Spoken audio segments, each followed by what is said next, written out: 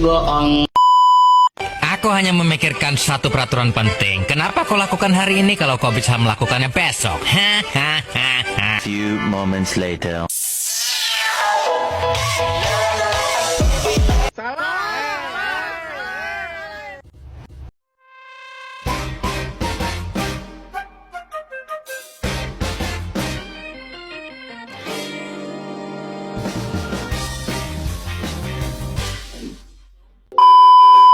Assalamualaikum warahmatullahi wabarakatuh.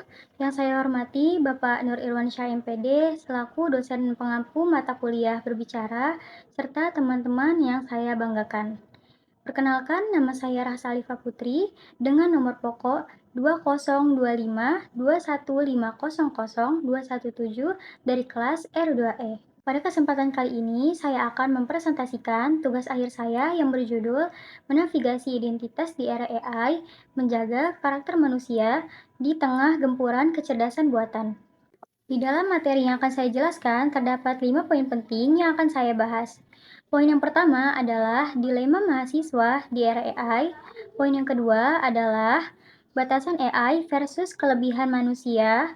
Poin yang ketiga adalah strategi menjadi pengendali teknologi.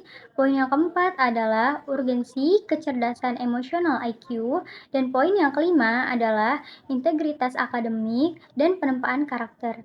Jika ingin tahu lebih lanjut, maka saksikan video ini hingga tuntas. Dimulai dari pembahasan yang pertama, yang menjadi pertanyaan besar adalah apakah kita semakin cerdas atau semakin malas berpikir? Teman-teman sekalian, mari kita jujur pada diri sendiri. 24 jam terakhir, berapa banyak dari kita yang menggunakan bantuan AI untuk menyelesaikan tugas? Kita hidup di era di mana fiksi ilmiah telah menjadi kenyataan. Semua serba instan, namun di balik segala kenyamanan ini, ada sebuah pertanyaan besar yang harus kita renungkan. Apakah teknologi ini benar-benar membuat kita cerdas, atau perlahan-lahan justru mengikis kemampuan berpikir alami kita sebagai manusia? Kita masuk ke poin yang pertama. Mari kita lihat dilema yang dihadapi mahasiswa saat ini. AI bisa membuat esai, merangkum buku, bahkan menulis kode pemrograman dalam hitungan detik. Dampak buruknya adalah lahirnya budaya jalan pintas. Jika setiap tantangan akademis kita delegasikan ke mesin, otak kita tidak pernah terlatih. Kita berisiko kehilangan daya analisis mandiri dan membiarkan kemampuan berpikir kritis kita mengalami kemandekan. Selanjutnya, poin yang kedua adalah memahami batasan antara mesin dan manusia. Kita harus sadar bahwa ada jurang pemisah yang sangat besar. AI bekerja berdasarkan data dan algoritma. Ia sangat cepat dan akurat secara teknis, tetapi AI tidak memiliki empati, tidak punya hati nurani, dan tidak memiliki pengalaman hidup. AI tahu cara merangkai kata-kata bijak tentang kemiskinan, tetapi ia tidak akan pernah bisa merasakan ketulusan untuk mengulurkan tangan membantu sesama. Selanjutnya, kita masuk ke poin yang ketiga adalah strategi menjadi pengendali teknologi. Di sini ada mengubah peran dari pengguna yang disetir menjadi tuan yang mengendalikan. Kemudian, di sini ada AI sebagai asisten riset, bukan pengganti otak. Selanjutnya, ada prinsip critical thinking dalam menyaring informasi. Lalu, bagaimana solusinya? Poin ketiga adalah strategi kita dalam menempatkan diri. Kita tidak boleh antipati terhadap teknologi, melainkan kita harus mengubah posisi dari pengguna yang disetir oleh algoritma menjadi tuan yang mengendalikan. Gunakan AI hanya sebagai asisten untuk mempercepat riset dasar atau mencari referensi. Namun, analisis akhir, argumentasi, dan keputusan moral harus murni lahir dari isi kepala dan pemikiran kritis kita sendiri. Selanjutnya, masuk ke poin yang keempat adalah urgensi kecerdasan emosional IQ. Di sini ada tantangan individualisme di era layar digital, lalu ada pentingnya interaksi nyata dan peka sosial, dan selanjutnya ada mahasiswa sebagai agen atau agent of change. Poin keempat menekankan pada urgensi kecerdasan emosional kita.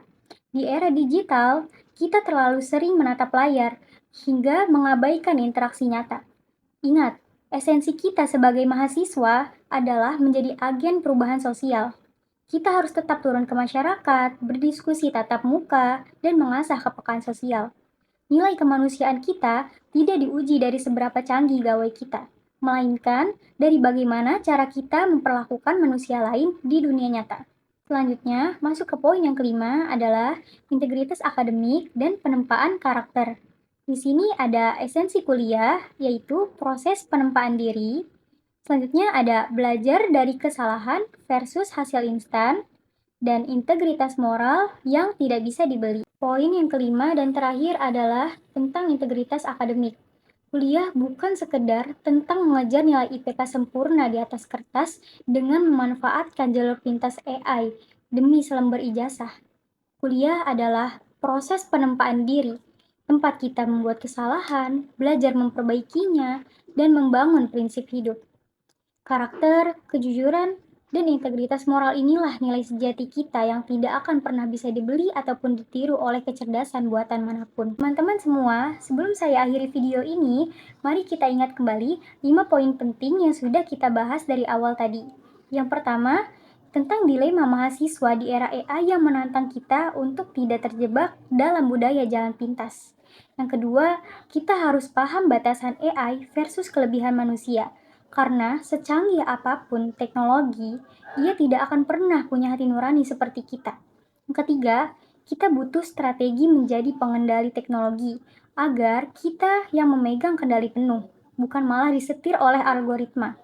Yang keempat, ada urgensi kecerdasan emosional yang mengingatkan kita untuk tetap menjaga interaksi nyata dan peka sosial di dunia nyata. Dan yang kelima, yang paling utama, adalah integritas akademik dan penempaan karakter sebagai fondasi asli nilai diri kita sebagai mahasiswa. Kesimpulannya, masa depan bangsa ditentukan oleh integritas manusianya, bukan kecanggihan mesinnya. Kecerdasan bisa ditiru oleh mesin, tetapi kebijaksanaan dan empati adalah milik manusia seutuhnya. Masa depan Indonesia tidak ditentukan oleh seberapa canggih teknologi AI yang kita gunakan, melainkan oleh kekuatan karakter dan integritas manusia yang mengendalikannya. Jangan pernah serahkan mahkota kebijaksanaan, integritas, dan empati kita kepada algoritma komputer. Sekian presentasi tugas akhir dari saya. Mohon maaf atas segala kekurangan dalam penyampaian pidato yang saya sampaikan. Terima kasih atas perhatiannya. Wassalamualaikum warahmatullahi wabarakatuh.